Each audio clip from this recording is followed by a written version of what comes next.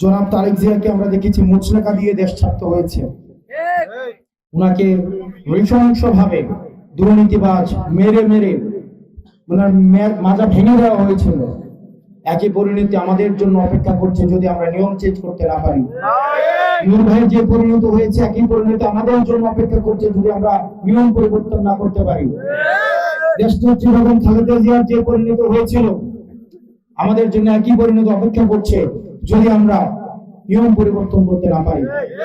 সেজন্য আমাদের নিয়ম পরিবর্তনের জন্য যেটার নাম দিয়েছে আমরা সংস্কার, এটার জন্য আমাদের ঐক্যবদ্ধ অবশ্যই অবশ্যই আমাদেরকে থাকতে হবে।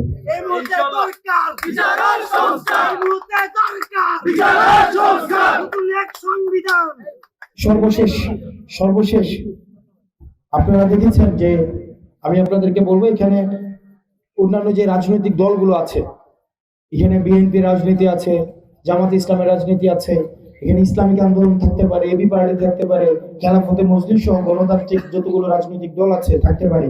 অনুরোধ করবো আপনারা তাদের সাথে সৌহার্দ্যপূর্ণ সম্পর্ক রাখবেন। আমরা 24 পরবর্তী বাংলাদেশে কোনো সহিংসতার দিকে আর ফিরে যেতে চাই না। আমরা কোনো সহিংসতার দিকে আর আমরা ফিরে যেতে চাই না। আমাদের মধ্যে ভিন্ন মত থাকবে, ভিন্ন মত হচ্ছে গণতন্ত্রের শক্তি।